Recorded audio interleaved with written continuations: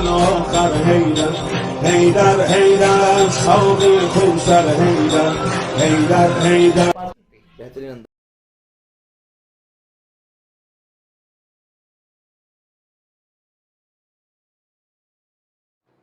بسم اللہ الرحمن الرحیم. الحمد للہ الذی لا یبلغ مدحته القائلون ولا يحسن أعماءه العادون ولا يؤدي حقه المجتهدون. ثم الصلاة والسلام على رسول الثقلين جد الحسن والحسين ومحبوب رب المشرقين والمغربين سيدنا ومولانا وطبيب قلوبنا وشفيع ذنوبنا أبي القاسم المصطفى محمد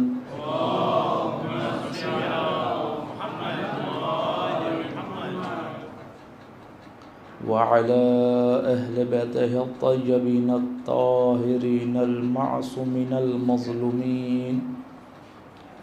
اللعنة الدائمة على أعدائهم ومنكر فضائلهم وغاصب حقوقهم أجمعين من الآن إلى قيام يوم الدين.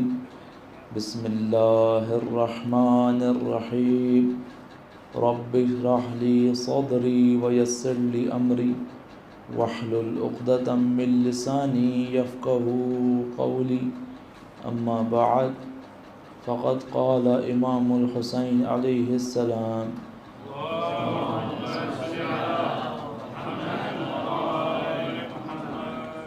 مثلي لا يبايع مثله. صلوات پڑھے محمد والے صلی علی محمد آل محمد وعجل فرج. ایام ازا کے ہیں اور تیزی سے یہ ایام کا پہلا اشرا اپنے اختتام کی طرف گامزن ہے اور پورے جہان میں اور رائے زمین کے مختلف حصوں میں مختلف اقوام مختلف انداز میں مولا کا ذکر کر رہی ہیں، اس امید میں کہ مولا اپنا نظر کرم ہم پر بھی ڈالیں اور ہم آخری خدا کی حجت کے ظہور کی طرف بڑھنا شروع ہو جائیں. ہر دور میں ہر امام کے ساتھ جو مشکل رہی ہے، اس سب سے بڑی مشکل اس وقت کے امام کے اصحاب کی اتنی تربیت نہ ہونا کہ وہ امام کو صحیح طور پر پہچان سکے اور ان کی نصرت کر سکے. آپ دیکھیے رسول خدا کے دور میں بہت سے ایسے افراد ہیں رسول کا ساتھ دے رہے ہیں، لیکن مولا کائنات کے دور میں مولا کا ساتھ نہیں دیا. کیوں؟ کیونکہ اس انتقال ولایت کو سمجھنے میں ناکام رہے کہ جو ولایت ہے یہ کوئی دوسری ولایت نہیں ہے. اگر کوئی شخص یہ سمجھتا ہے کہ خدا کی ولایت الگ ہے، رسول کی ولایت الگ ہے، مولا کائنات کی ولایت الگ ہے، تو یہ شرک ہے. شرک ہے. کیوں؟ کیونکہ ولایت کبھی تقسیم نہیں ہوتی. ایک دفعہ صلوات پڑھیں محمد و آل محمد کے ساتھ پر.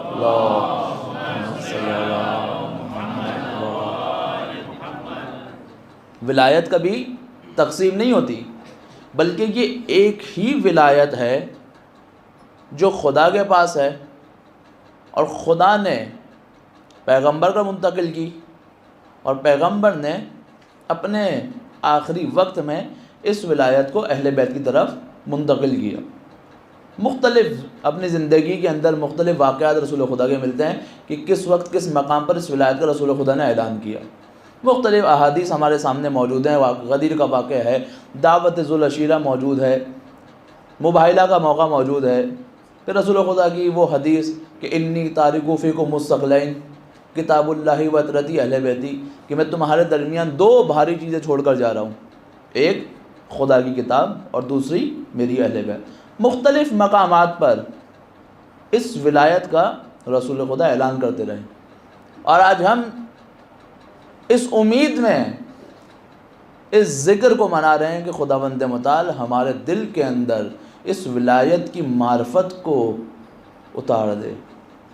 کیوں؟ کیونکہ جب تک اس ولایت کی معرفت ہم حاصل نہیں کر سکیں گے اس وقت تک نصرت کرنا مشکل ہے۔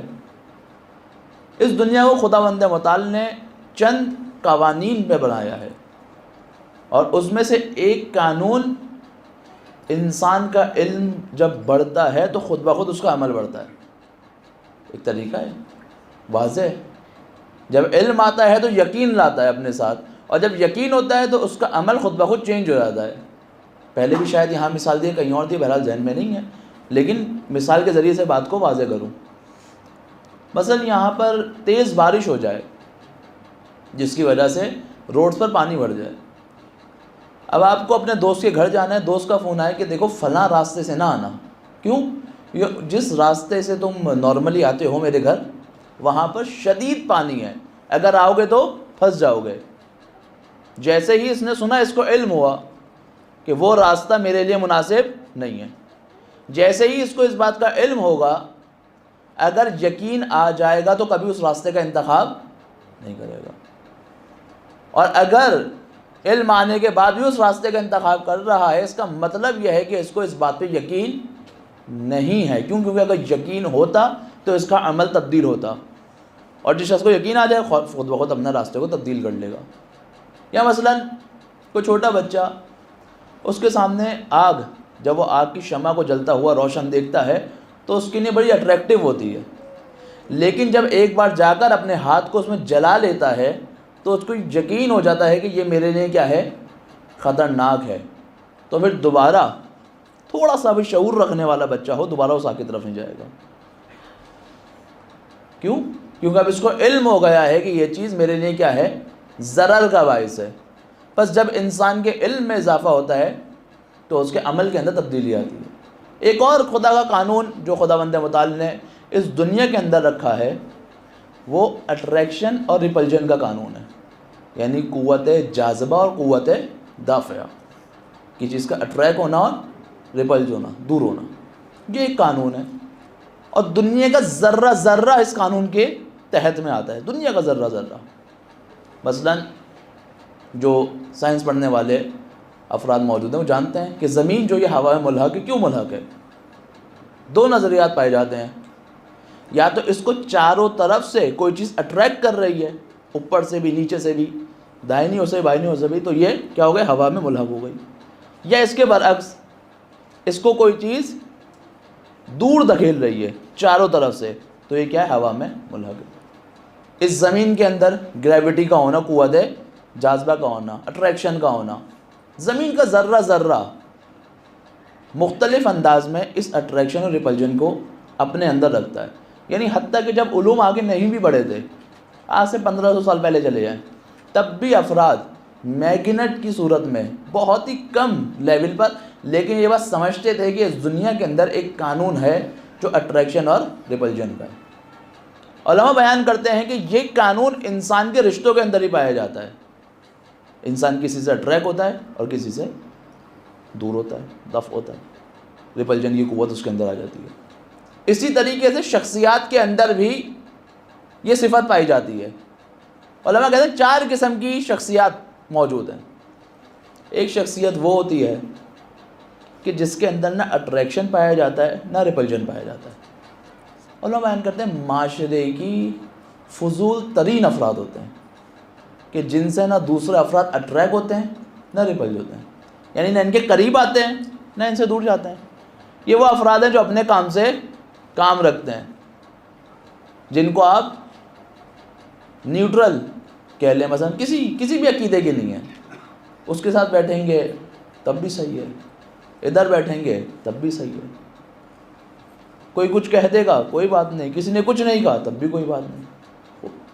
ان کا معاشرے کے اندر کوئی رول نہیں ہوتا. دوسری شخصیت وہ ہے جو اٹریکشن رکھتی ہے لیکن ریپلجن نہیں رکھتی. یعنی اس سے لوگ اٹریکٹ تو ہوتے ہیں، اس سے قریب تو آتے ہیں لیکن اس سے دور نہیں جاتے. سننے میں بڑی آئیڈیل پرسنالٹی لگتی ہے کہ سب اٹریکٹ ہو رہے ہیں اور کوئی بھی اس سے دور نہیں جا رہا، سب اس سے خوش ہیں. جہاں جا رہا ہے افراد خوش ہوتے ہیں. تو شاید کسی کے ذہن میں آئے کہ یہ شخصیات شاید آئیڈیل ہوتی ہیں. اہل بیت کہتے ہیں یہ وہ شخص ہے جو منافق ہے. کیوں؟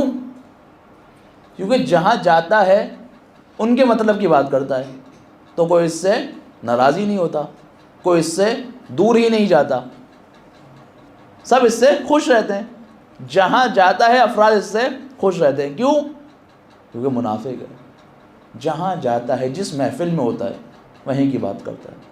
مسلمانوں میں ہوگا مسلمانوں کی بات کرے گا، ہندوؤں کے درمیان ہوگا ان کے مطلب کی بات کرے گا، کفار کے پاس ہوگا ان کے مطلب کی بات کرے گا. کسی ایسے ملک میں ہوگا جہاں پر بے دین لوگ رہتے ہوں گے ان کے مطلب کی بات کرے گا. کوئی بھی اس سے ناخوش نہیں ہے. کہا منافق ترین شخص ہے یہ اگر کوئی اس سے ناخوش نہیں ہے. ایسا نہیں ہے کہ کوئی بھی شخص اس سے ناخوش نہ ہو. تیسری قسم کی شخصیت وہ ہے جن کے اندر ریپلجن پایا جاتا ہے، اٹریکشن پایا نہیں جاتا. یہ وہ خشک افراد ہوتے ہیں کہ ان سے لوگ ہمیشہ دور ہی بھاگتے ہیں. کبھی اصلاح کی بات نہیں کرتے، کبھی سکون کی بات نہیں کرتے. ہر مقام پر جہاں منہ کھولتے ہیں تنقید کے سوا کچھ نہیں کرتے. تو کیا ہوتا ہے لوگ ان سے دور بھاگنے لگتے ہیں. کوئی ایک خصوصیت ان کی ذات کے اندر موجود نہیں ہوتی کہ لوگ ان کے قریب آئیں. ہمیشہ اپنی باتوں سے، اپنے اعمال سے، اپنے طریقہ کار سے، اپنے کردار سے لوگوں کو خود سے دور کرتے ہیں. یہ آئیڈیل شخصیت ہے؟ نہیں. پہلی وہ کہ جس کے اندر دونوں چیزیں پائی نہیں جاتی، قابل قبول نہیں. دوسری وہ جن کے اندر اٹریکشن پایا جاتا ہے فقط، نہیں قابل قبول ہے، منافق ہے. تیسرا وہ جس کے اندر ریپلجن پایا جاتا ہے، لوگ دور بھاگتے ہیں. کہا نہیں قابل قبول نہیں ہے. تو بھی کون سی ایسی پرسنالٹی ہے جو اسلام کی نگاہ میں قابل قبول ہے؟ تو جواب ملتا ہے وہ پرسنالٹی کہ جس کے اندر اٹریکشن بھی پائی جاتی ہے اور ریپلجن بھی پائی جاتی ہے. کیوں؟ کیونکہ جو اس کے ہم عقیدہ افراد ہوتے ہیں وہ اس سے اٹریکٹ ہوتے ہیں، اور جو اس کے عقائد کو نہیں مانتے وہ اس سے خود بخود دور ہونا شروع ہو جاتے ہیں. کہتے ہیں یہ وہ شخصیت ہے جو با کردار شخصیت ہوتی ہے. اس سے قطع نظر مثبت ہو یا منفی ہو، اس سے قطع نظر ممکن ہے یہ پرسنالٹی جو اپنے اندر اٹریکشن بھی رکھتی ہے، ریپلجن بھی رکھتی ہے، پازیٹیو کریکٹر ہو اور ممکن ہے نیگیٹو کریکٹر ہو. تاریخ میں مثال ملتی ہے. مثلا امیر شام کے درمیان اتنا بڑا گروہ جمع کر لینا کوئی آسان بات نہیں ہے. اس کا مطلب یہ ہے کہ کسی نہ کسی مقام کے اندر اس کے اندر اٹریکشن پائی جاتی ہے، جبھی تو لوگ اس سے قریب آ رہے ہیں. اس کے ہم عقیدہ افراد اس کے ساتھ آ کر جمع ہو رہے ہیں،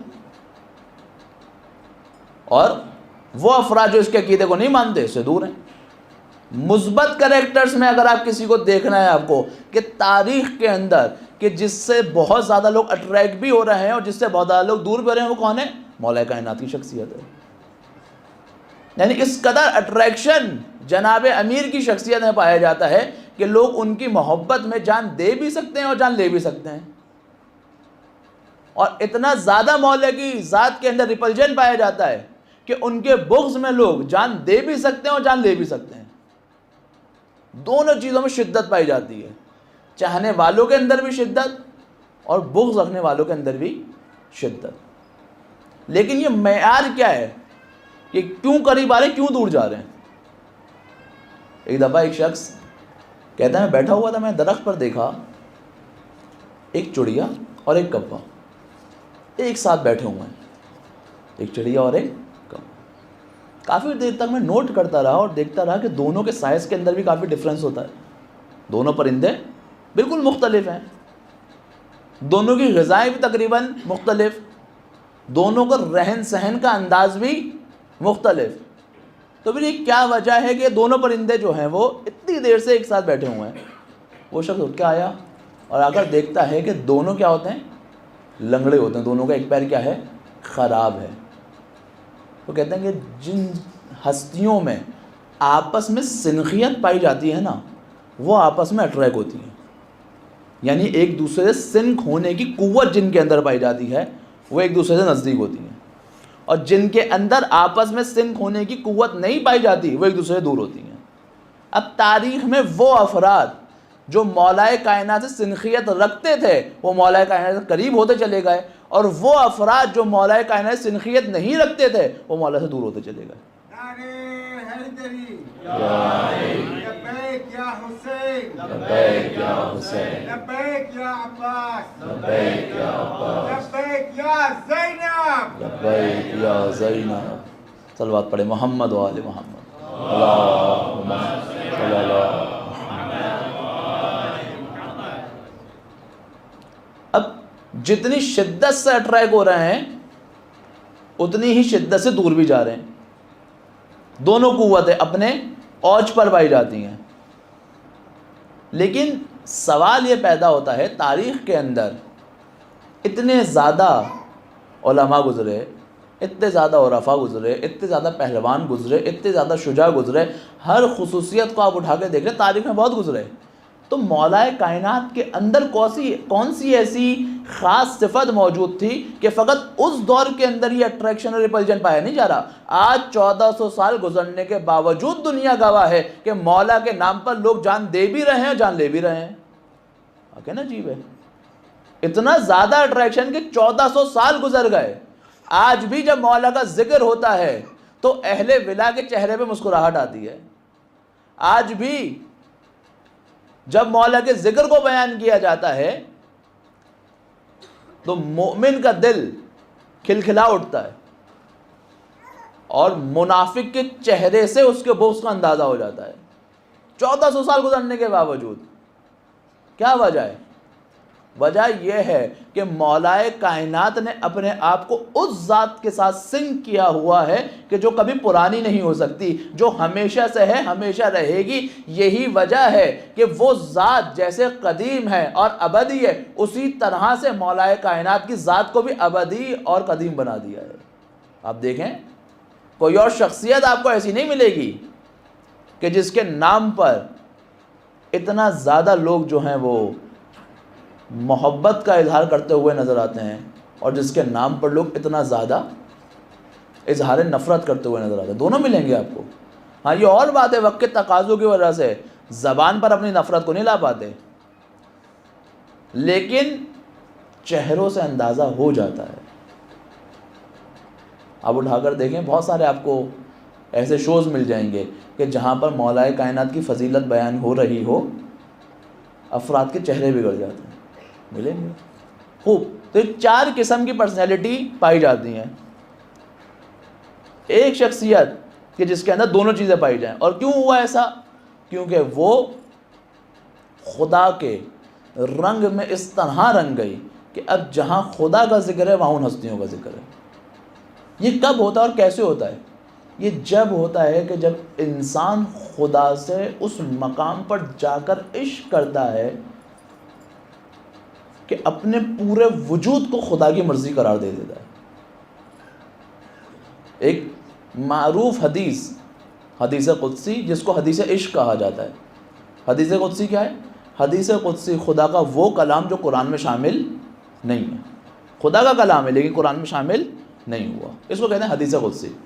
حدیث قدسی میں خدا بند متعال ارشاد فرماتا ہے کہ من طلبنی وجدنی، جو مجھے چاہتا ہے وہ مجھے پا لیتا ہے. ومن وجدنی عرفنی، اور جو مجھے پا لیتا ہے وہ میری معرفت حاصل کرتا ہے. ومن عرفنی احبنی، جو میری معرفت حاصل کرتا ہے وہ مجھ سے محبت کرتا ہے. تو خدا کا کلام ہے. ومن عرفنی احبنی، اور جو میری معرفت حاصل کرتا ہے وہ مجھ سے محبت کرتا ہے. وَمَنْ أَحَبَّنِي أَشَقَنِي، اور جو مجھ سے محبت کرتا ہے وہ مجھ سے عشق کرتا ہے. وَمَنْ أَشَقَنِي أَشَقْتُهُ، اور جو مجھ سے عشق کرتا ہے میں اس سے عشق کرتا ہوں. وَمَنْ أَشَقْتُهُ قَتَلْتُهُ، واقعی عجیب منزل ہے. اور میں جس سے عشق کرتا ہوں میں اسے قتل کر دیتا ہوں. خدا کہہ رہا ہے وَمَنْ أَشَقْتُهُ قَتَلْتُهُ، میں جس سے عشق کرتا ہوں میں اسے قتل کر دیتا ہوں. وَمَنْ قَتَلْتُهُ فَعَلَيَّ دِيَتُهُ، اور جو قتل کرتا ہے نا اس کے اوپر دیت واجب ہو جاتی ہے. وَأَنَا دِيَتُهُ، اور میں خود اس کی دیت بن جاتا ہوں، میں خود اس کی دیت بن جاتا ہوں. امام جب مدینے کو ترک کر رہے ہیں اور لوگ کہہ رہے ہیں مولا اس راستے میں نہ جائیں قتل کر دیے جائیں گے، امام حسین کیا جواب دے رہے ہیں؟ خدا مجھے اس راستے پہ قتل ہوتا دیکھنا چاہتا ہے. مولا در حقیقت یہ بتا رہے ہیں کہ ابھی اس وقت اس سرزمین پہ خدا کا کوئی سچا عاشق ہے تو وہ حسین ابن علی ہے. من اشاقنی اشقتہ، جو مجھ سے عشق کرتا ہے میں اس سے عشق کرتا ہوں. ومن اشقتہ قتلتہ، اور پھر میں اسے قتل کر دیتا ہوں، یعنی اپنی ذات کے اندر اس کو فنا کر دیتا ہوں. اب جب بھی خدا کا ذکر ہوتا ہے ان ازواج مقدسہ کا ذکر ہوتا ہے. اب اگر چاہتے ہو خدا کی عبادت کرنا، اب اگر چاہتے ہو نماز پڑھنا، تو تمہاری نماز بھی محمد و آل محمد کے صلوات کے بغیر مکمل نہیں ہو سکتی.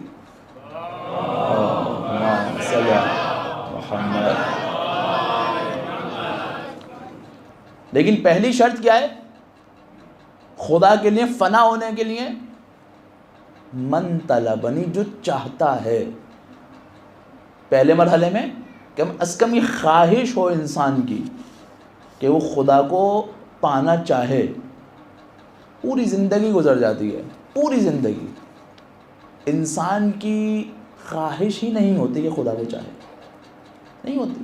آج آپ دیکھیں دنیا میں، آپ ریشو نکالیں کتنے افراد یہ ہیں جو سال میں سوسائڈ کرتے ہیں، کتنے افراد یہ ہیں کہ جو ڈپریشن کے مریض ہیں، کتنے افراد ایسے ہیں جو اسٹریس کے مریض ہیں، کتنے افراد ایسے ہیں جو اپنی زندگی کے اندر کوئی فیصلہ نہیں لے پا رہے.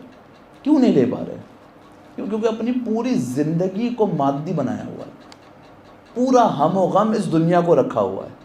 جب انسان اپنی پوری زندگی کا ہم و غم اس دنیا کو بنا لیتا ہے نا، تو پھر اس کے دل کے اندر جب اس کو نہیں پا پاتا تو کیا ہوتا ہے؟ نا امیدی آتی ہے. اور پھر اس کے پاس کوئی ایسی سورس نہیں ہوتی کہ جب وہ چاروں طرف سے مشکل میں گھرا ہو وہ اس کو اس مشکل سے نکال دے. جو نہیں مانتا، جس کا ہم و غم یہی ہے، جس کا اسکول آف تھاٹ یہی ہے کہ نہ اس سے پہلے کوئی دنیا تھی نہ اس کے بعد کوئی دنیا ہے، یہی دنیا ہے، جو کچھ حاصل کرنا ہے بس یہی حاصل کر لو، حاصل کر لو. نکلا اس دنیا کی دوڑ کے اندر، کچھ افراد کامیاب ہوتے ہیں، کچھ افراد کامیاب نہیں ہوتے، نیچرل ہے. ہر کوئی اسکول میں فرسٹ نہیں آ سکتا، ہر کوئی یونیورسٹی کے اندر کامیاب اس طرح سے نہیں ہو پاتا، ہر کوئی زندگی کے اندر سکسیسفل اس معنوں میں نہیں ہو پاتا جس کو ہم نے کامیابی سمجھا ہوا ہے، جس کو ہم نے کامیابی سمجھا ہوا ہے. یہ اور بات ہے کہ وہ کامیابی ہے بھی یا نہیں. وہ بہرحال اب یہ شخص جو ہے جس کا اعتقاد خدا پہ نہیں ہے، اس کا پوری زندگی کا ہم و غم فقط یہی دنیا ہے، نہ اس سے پہلے کچھ مانتا ہے نہ اس کے بعد کچھ مانتا ہے. اب اگر یہاں پر اس کو حاصل نہیں کر سکے تو کیا ہوگا؟ ڈپریسڈ ہوگا، مایوس ہوگا، اور اس کے پاس کوئی ایسی ذات بھی نہیں ہے، کوئی ایسی شخصیت بھی نہیں ہے جو اس کو اس مصیبت سے نکال سکے. لیکن اس کے برعکس وہ افراد جو خدا پر اعتقاد رکھتے ہیں، وہ افراد جو خدا کے ساتھ ساتھ ختم مرتبت پہ اعتقاد رکھتے ہیں، پھر بالخصوص وہ افراد جو خدا، رسول اور اس چیز پر اعتقاد رکھتے ہیں کہ کوئی ایک زندہ حجت خدا ہے جو اس کی نصرت کے لیے ہمیشہ موجود ہے، وہ کبھی مایوس نہیں ہوگا، اس کے وجود میں کبھی نا امیدی نہیں آ سکتی. مشکل سے مشکل حالات ہو جائیں گے لیکن کبھی نا امید نہیں ہوگا، نہیں ہوگا. ایک شخص برطانیہ جاتا ہے، وہاں پہ عزاداری ہو رہی ہے، عزاداری کے اندر شرکت کی ایک مجلس کے اندر. یہ دیکھ کر حیران ہوتا ہے کہ میں جتنی بھی مجالس کے اندر گیا ہوں، کسی بھی مجلس کے اندر ایسا نور، ایسا روب اور ایسی جلالت مثلا محسوس ہو رہا ہے کہ خاص قسم کی معنویت اس عزاداری کے اندر موجود ہے، اس مجلس کے اندر موجود ہے۔ پوچھا صاحب خانہ کون ہے؟ کہا یہ ایک نیا جوان جوڑا ہے۔ کہا ان کی کوئی خاص خصوصیت؟ کہا کچھ ہی عرصہ ہوا ہے کہ یہ عیسائیت سے مسلمانوں کی طرف آئے، عیسائی تھے پہلے، کرسچن تھے، تازہ مسلمان ہوئے۔ حیران ہوتا ہوں، ابھی تازہ مسلمان ہوا ہے اور مجلس کے اندر اس قدر معنویت۔ مجلس کے بعد ملنے جاتا، شوہر کے مصروف ہوتا ہے، اس کی زوجہ سے مخاطب ہوتا ہے، گفتگو کرتا ہے کہ میں جتنی بھی مجالس میں گیا ہوں، میں نے ایسی معنوی فضا کہیں اور نہیں دیکھی۔ اس کی کیا وجہ ہے؟ کہا کہ میرا شوہر جو ہے وہ ایک بہت ہی پڑھا لکھا اور سمجھدار شخص ہے، وہ ادیان کے حوالے سے تحقیق کرتا رہتا تھا۔ اس نے تحقیق کی کہ اگر کوئی دین واقعاً حق پر ہے تو وہ اسلام ہے۔ اس نے اسلام کو قبول کیا، اور اس نے جب وہ دلائل مجھے بتایا تو میں بھی قانع ہوئی، میں نے بھی اسلام کو قبول کیا۔ پھر اس نے اور ریسرچ کی، تو ریسرچ کر کے وہ اس نتیجے پر پہنچا کہ اس میں بہترین مکتب اہل بیت ہے، وہ مکتب کہ جو ڈائریکٹ رسول خدا سے جڑا ہوا ہے، وہ مکتب جو دین ہمیں معصومین کے ذریعے سے پہنچاتا ہے کہ جس کے اندر کسی خطا کی گنجائش نہیں ہوتی، یعنی وہی دین حق کا جو رسول کے دور میں تھا وہی ان کے پاس موجود ہے۔ کیوں؟ کیونکہ معصومین کے تھرو آیا، غیر معصوم کے تھرو نہیں آیا ہم تک۔ میں نے قبول کیا، اس نے بھی قبول کیا، ہمیں ہر چیز سمجھ آ گئی سوائے ایک چیز کے۔ کہا کیا؟ ہمیں یہ بات سمجھ نہیں آ رہی تھی کہ آخری امام اتنی لمبی غیبت میں کیسے جا سکتا ہے، یہ ہمیں سمجھ نہیں آ رہا تھا۔ بولے بہرحال خداوند متعال نے توفیق دی، ہمیں حج کی سعادت نصیب ہوئی، ہم حج پر گئے، ہم نے حج ادا کیا، اور جب ہم میدان منا کے اندر آئے تو میں اپنے کاروان سے بچھڑ گئی۔ اب مجھے دوسری کوئی زبان نہیں آتی، اب میں ڈھونڈ رہی ہوں کوئی میری زبان بولنے والا مجھے مل جائے۔ اتفاق ایسے کوئی میری زبان بولنے والا مجھے نہیں مل رہا۔ معروف زبان ہے، کتنے لوگ ہیں جو اس زبان کو سمجھتے ہوں گے، جہاں جا رہی ہوں کوئی میری زبان نہیں سمجھ رہا۔ میں ڈھونڈتی رہی، کوشش کرتی رہی، یہاں تک کہ سورج ڈھلنا شروع ہوا۔ اب میں اکیلی خاتون کسی اور ملک کے اندر جہاں پہ کوئی میری زبان نہیں سمجھ پا رہا، مجھے گائیڈ نہیں کر پا رہا، میں پریشان ہوتی گئی۔ جیسے جیسے سورج ڈوب رہا تھا، میری پریشانی کے اندر اور اضطراب کے اندر اضافہ ہو رہا تھا۔ سورج ڈوبا، میں سخت رنج کے اندر مبتلا ہوئی، اور مایوسی کی حالت میں مقام پر جا کر بیٹھی۔ میں نے دیکھا ایک نوجوان میرے پاس آیا، اور اس نے میری زبان میں مجھے سلام اور احوال پرسی کی۔ میں خوش ہوئی، فوراً کھڑی ہوئی، سلام دعا کی۔ کہا میری زبان سمجھتے؟ کہا ہم زبان سمجھتے۔ کھو گئی ہو، بھٹک گئی ہو؟ ہاں، آؤ ہم تمہیں تمہارے کاروان کے پاس لے کے جائیں۔ مجھے میرے کاروان کے پاس لے کر آئے اور کہا جاؤ دیکھو، وہ رہا تمہارا گروپ جس کے ساتھ تم حج کے لیے آئے تھے۔ میں خوش ہوئی، تیزی سے جانے لگی، تو مجھے خیال آئے پوچھ تو لوں، دعوت تو دوں آپ آئیں۔ میں نے کہا آپ بھی میرے ساتھ ہیں؟ کہا نہیں، ہمیں اور بھی کام ہے۔ کہا اچھا آپ ہیں کون یہ تو بتا دیں۔ کہا اپنے شوہر کو میرا سلام کہنا، اور اس سے کہنا اس نے میری مدد کی ہے کہ جس کے وجود پہ مجھے شک تھا۔ پھر کچھ دیر تک مجھے سمجھ نہیں آیا کیا بولا ہے۔ جیسے ہی مجھے سمجھ آیا، میں نے دیکھا سامنے کوئی موجود نہیں تھا۔ ہم اس مکتب کے ماننے والے ہیں، جب کوئی پریشانی ہو تو سچے دل سے امام کو یاد کریں۔ ممکن ہی نہیں ہے کہ امام نصرت کے لیے نہ آئے، ممکن نہیں ہے، ناممکن ہے کہ امام نصرت نہ کریں، ناممکن ہے۔ ایک بزرگ عالم دین نے سخت حالات ہوا، امام سے شکوہ کیا، بولے کتنے سخت حالات ایسے ہو گئے، آپ نے میری نصرت نہیں کی۔ غنودگی کے عالم میں تھا، حرم میں موجود تھا، آنکھ لگی، عالم خواب میں مولا آئے، مولا نے مجھے مخاطب کر کے کہا کہ بھول گئے ہو فلاں مقام پہ تم فلاں مشکل کے اندر گرفتار ہوئے تھے، کس نے تمہیں نجات دی تھی؟ فلاں دن تمہاری روزی تنگ ہو گئی تھی، کس نے تمہاری مدد کی تھی؟ فلاں مقام پہ جب تمہارا عزیز بیمار ہوا تھا تم کس کے پاس آئے تھے، کس نے تمہاری مدد کی تھی؟ ہم کبھی تمہیں نہیں بھولتے، ہم ایک لہجے کے لیے بھی اپنے شیعوں سے نظر کرم نہیں اٹھاتے، اور اگر ہم ایک لہجے کے لیے بھی اپنے شیعوں سے نظر کرم کو ہٹا لیں تو ہمارے دشمن تمہیں کاٹ کھائیں۔ اللہ کا قول ہے، ایک لہجہ ایسا نہیں ہے کہ امام ہم سے غافل ہے، یہ ہم ہیں جو امام سے غافل ہوتے ہیں۔ پہلی اگر خدا کی چاہت ہی موجود نہیں ہوگی تو خدا ملے گا کیسے؟ اور خدا خود کہہ رہا ہے من طلبنی وجدنی، جو مجھے چاہتا ہے پا لیتا ہے، اور امام حسین فرما رہے ہیں اے خدا جس نے تجھے پا لیا اس نے کیا کھویا، اور جس نے تجھے کھو دیا اس نے کیا پایا۔ چاہت، خواہش کہ میں خدا سے متصل ہو جاؤں، قرب الہی مجھے حاصل ہو، خدا خود بخود راستے ہموار کرتا چلا جاتا ہے، نا امیدی ختم ہوتی ہے، یہ پریشانیاں ختم ہوتی ہیں، اور انسان ایک قدم بڑھاتا ہے باقی قدم خود بخود اس کے لیے راستوں کو کھولتا چلا جاتا ہے۔ کئی واقعات آپ لوگوں کی زندگی میں ایسے گزرے ہوں گے، کئی واقعات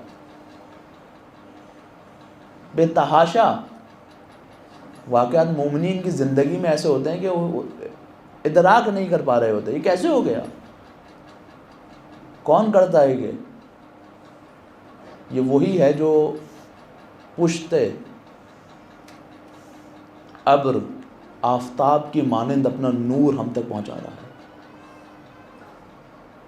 ہم غافل ہیں، کوشش کریں خدا کو چاہیں گے، ممکن ہی نہیں ہے خدا کی نصرت اور مدد نہ ہے۔ من طلبنی وجدنی، جو چاہتا ہے وہ پا لیتا ہے، ومن وجدنی عرفنی، اور جو پا لیتا ہے وہ معرفت حاصل کر لیتا ہے۔ معرفت کب حاصل ہوگی؟ جب خواہش ہوگی، جب چاہت ہوگی۔ اگر چاہت ہی نہ ہو تو کبھی معرفت حاصل نہیں ہو سکتی، اور معرفت حاصل ہوگی پھر کیا ہوگی؟ احبنی، اس کے بعد مرحلہ محبت آتا ہے، خدا کی محبت۔ اور خدا کی محبت کا مطلب یہ نہیں ہوتا کہ انسان پوری دنیا کو ترک کر دے۔ بعض اوقات لوگ دین اور دنیا کو یا تو بہت زیادہ مخلوط کر دیتے ہیں یا بالکل ہی الگ سمجھتے ہیں اگر کوئی دین کے راستے پر آ گیا، خدا کے محبت کے راستے پر آ گیا، اب اس کا مطلب یہ ہے کہ وہ مسجد کے کسی کونے پہ کمر جھکائے، ہاتھ میں تسبیح لیے، سر پہ ٹوپی پہنے بیٹھا ہوگا اور سبحان اللہ کر رہا ہوگا فقط، اور اس کی زندگی کا کوئی موٹیو ہی نہیں ہوگا۔ یہ خدا کی محبت ہے ہی نہیں۔ خدا کی محبت ہے کیا؟ دیکھیں ہم نے ان تمام کی تمام فیلڈز کو بھی ایسے ہی تقسیم کیا ہوا ہے، دنیاوی فیلڈز، دینی فیلڈز، دنیاوی تعلیم، دینی تعلیم، Islamic education, naan Islamic education, اب یہی تقسیم ہے نا ہماری۔ تقسیم کیا ہے؟ اگر کوئی قوم حوزہ پڑھنے چلا گیا، کوئی نجف حوزہ پڑھنے چلا گیا، اس کا مطلب یہ ہے کہ وہ دینی اسٹوڈنٹ ہے۔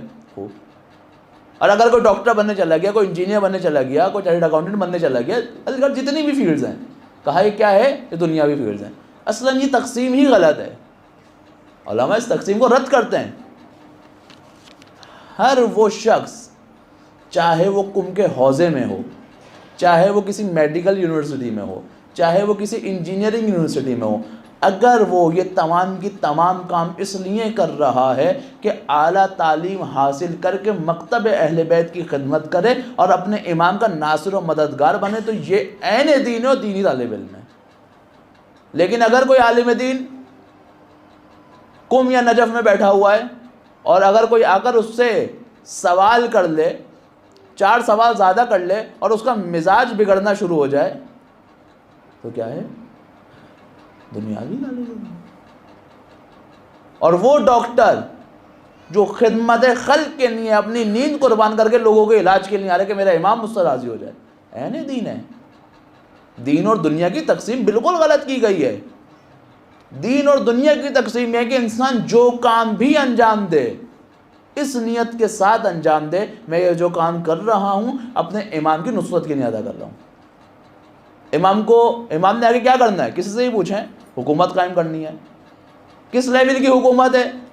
سٹی لیول کی ہے، اسٹیٹ لیول کی ہے، نیشنل لیول کی ہے؟ نہیں، گلوبل، انٹرنیشنلی پوری دنیا پر حکومت قائم کرنی ہے۔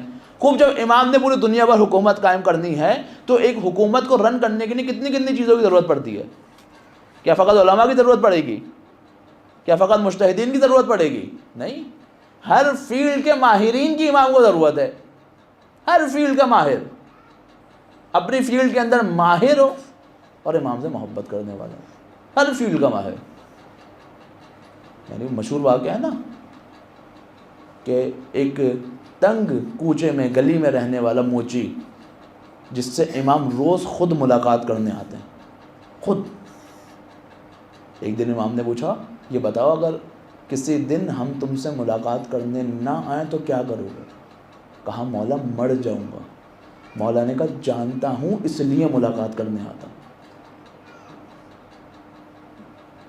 جس بھی فیلڈ میں ہو اگر امام کی معرفت رکھتا ہے تو خود امام ملنے آئیں گے، خود امام ملاقات کے مشتاق ہوں گے، دیدار کے مشتاق ہوں گے۔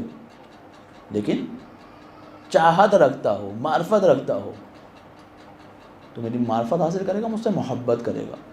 خدا کی محبت یہ نہیں تمام چیزوں کو چھوڑ دیا جائے، تمام چیزوں کو اس کے مقام پر رکھا جائے تو یہ عین خدا کی محبت ہے۔ اب انسان کا معیار تبدیل ہو جائے گا ہر چیز کا۔ اگر خدا سے محبت ہوگی معیار تبدیل ہو جائے گا۔ کیا معیار ہوگا؟ اگر کسی سے رشتہ کرے گا تو خدا کی رضا کے لیے، کسی سے ناراض ہوگا تو خدا کی رضا کے لیے، کسی سے دوستی کرے گا تو خدا کی رضا کے لیے، کسی کو ڈانٹے گا تو خدا کی رضا کے لیے۔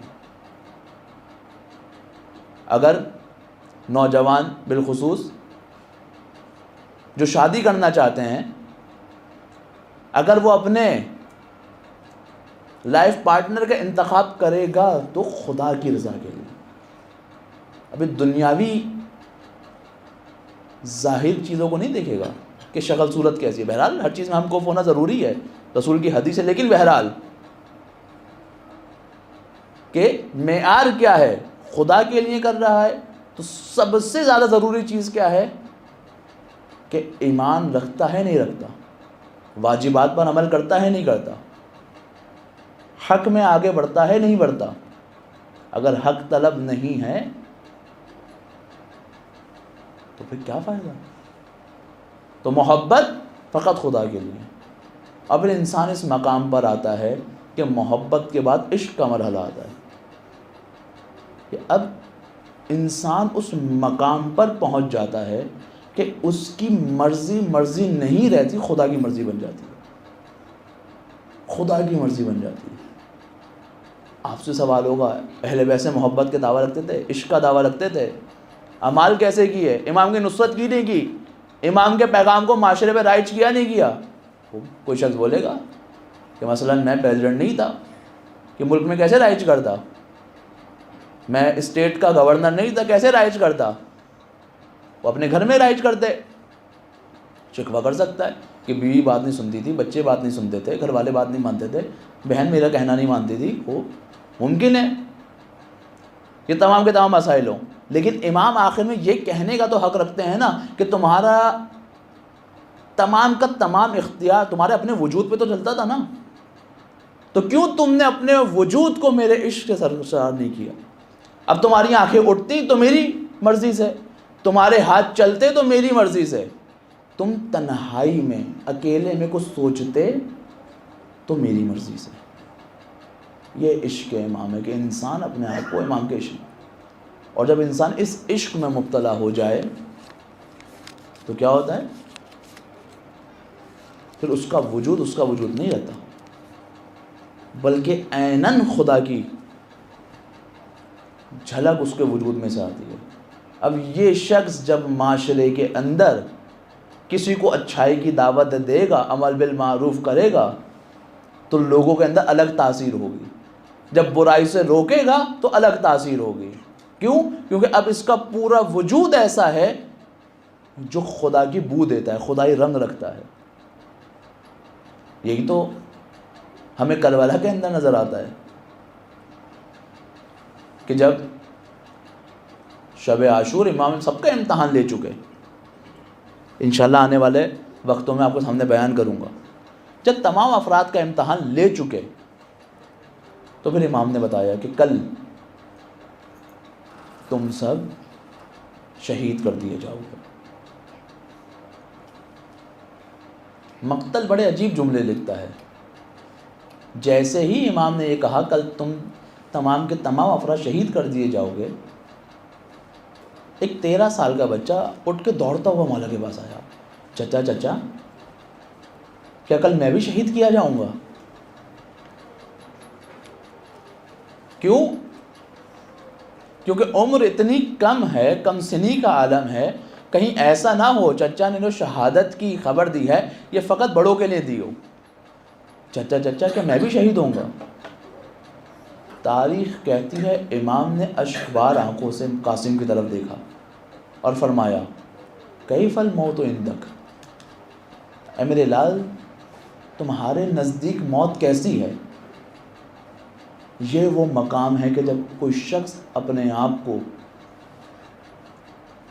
عشق خدا کے اندر سرشار کر لیتا ہے تو وہی یہ جواب دے سکتا ہے احلی من العسل، چچا جان شہد سے زیادہ میٹھی ہے، شہد سے زیادہ میٹھی ہے. ایران و عراق کی جنگ چل رہی تھی، ایک چھوٹا بچہ کافی گریہ کر رہا ہے ایک مقام پر. کہا کیا ہوا؟ کہا مجھے آیت اللہ خامنائی سے ملنا ہے، اس وقت صدر ہیں. کہا نہیں مل سکتے، سیکیورٹی ایشوز ہیں، پروٹوکولز ہیں. کہا اچھا مجھے آگے کھڑا کر دو، ان کا یہاں سے گزر ہونے والا ہے. رہبر کا گزر ہوتا ہے، شخص بچہ چھوٹا بچہ دیکھ کر گریہ کرنا شروع کرتا ہے. رہبر متوجہ ہوتے ہیں، کہتے ہیں بچے کو بلاؤ. کہا کیا ہوا، کیا مشکل ہے، کیا چاہتے ہو؟ کہا میری آپ سے ایک درخواست ہے. کیا درخواست ہے؟ درخواست یہ ہے کہ آپ پورے ایران میں حضرت قاسم کے مصائب پہ پابندی لگا دیں. حیران کیوں، کیا ہوا؟ کہا حضرت قاسم کے مصائب میں بیان یہ کیا جاتا ہے کہ کس طرح 13 سال کے بچے نے اپنے مولا کے لیے اپنی زندگی کو قربان کر دیا، اور جب میں یہ کہتا ہوں کہ مجھے جنگ کی اجازت دیں تو کہتے ہو تم بچے ہو. یا تو حضرت قاسم کے مصائب پر پابندی لگا دی جائے یا مجھے اجازت دی جائے میں بھی جا کر جنگ کروں. یہ کیا ہے؟ یہ انسان جب ان ہستیوں سے متصل ہوتا ہے نا کہ جنہوں نے اپنے آپ کو خدا کی راہ میں قربان کر دیا تو اس کا وجود بھی خدائی بو دینا شروع کر دیتا ہے. کسی دنیاوی شخصیت کو اس نے اپنا آئیڈیل نہیں بنایا، بلکہ اس شخصیت کو بنایا کہ جس نے کہا تھا کہ موت میرے نزدیک کیسی ہے؟ احلی من العسل، شہد سے زیادہ میٹھی، شہد سے زیادہ شہید. عزیزو آج 7 محرم کی شب آ گئی ہے. کل سے حسین اور ان کے گھر والوں پر پانی بند کر دیا جائے گا. صحرا کی اس سخت گرمی میں پانی ذخیرہ ہو تو کتنا ہو. کل جب بھی پانی پیے نا تو حسین کے بچوں کی پیاس کو ضرور یاد کیجیے گا، ضرور یاد کیجیے گا. تاریخ کچھ پیچھے گئی. امام حسن کا آخری وقت ہے، ایک ایک کر کے سب کا ہاتھ امام حسین کے ہاتھ میں دیا کہ دیکھو اب یہ تمہارے مولا ہیں، تم سب پر ان کی بات ماننا واجب ہے، کوئی خطا نہ کرنا، ایسا نہ ہو کہ ان کی نصرت سے پیچھے رہ جاؤ.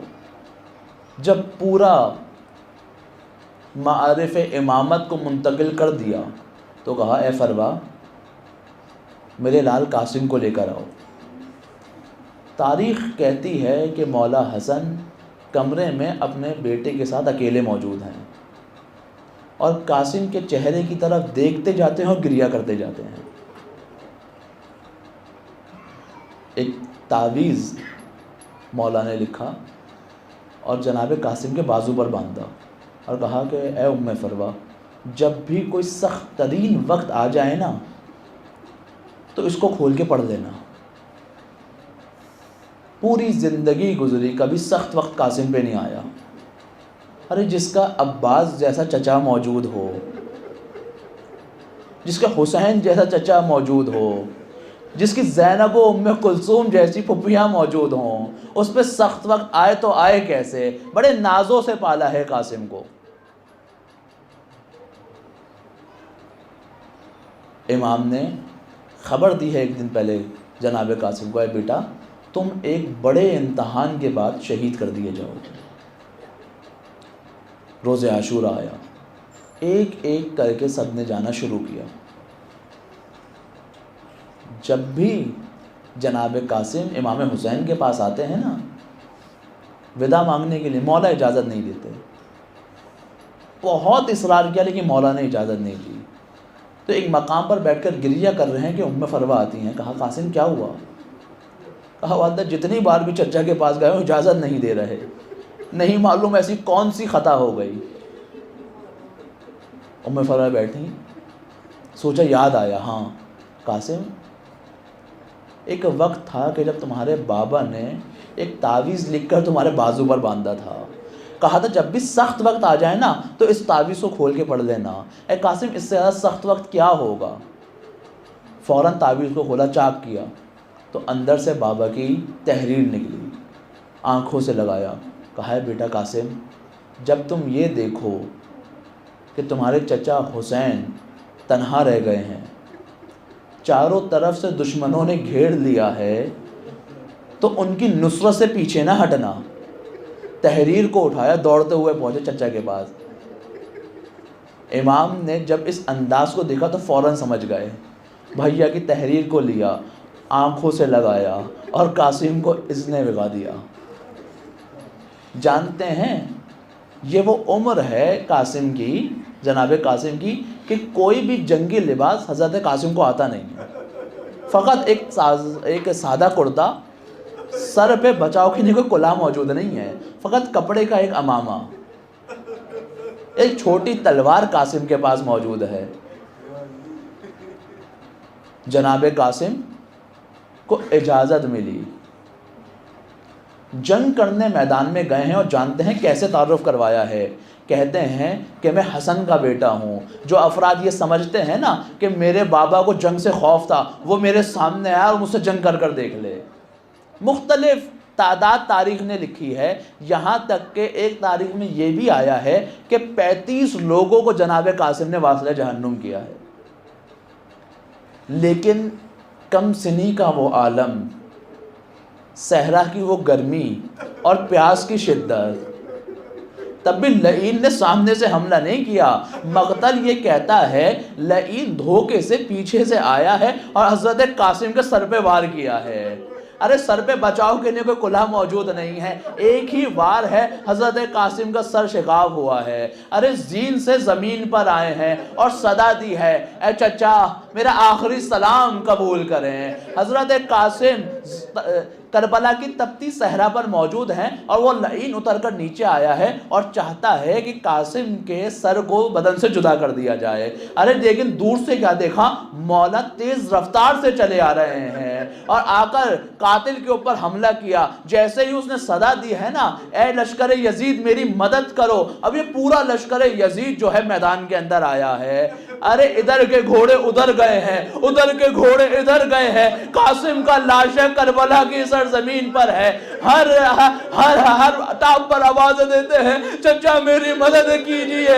ارے جیسے ہی خاک بیٹھی تاریخ منظر لکھتی ہے، ارے حسین موجود ہیں، ارے پہلو پہ قاسم کا سر ہے اور کہتے ہیں اے قاسم تیرے چچا کے لیے بڑا سخت ہے کہ تو صدا دیتا رہا، ارے میں نہ آ سکا، لاشے کو اٹھایا خیمے کی طرف آئے، ارے ام فروا نے دیکھا، ارے میرا لال قاسم کربلا کی سرزمین۔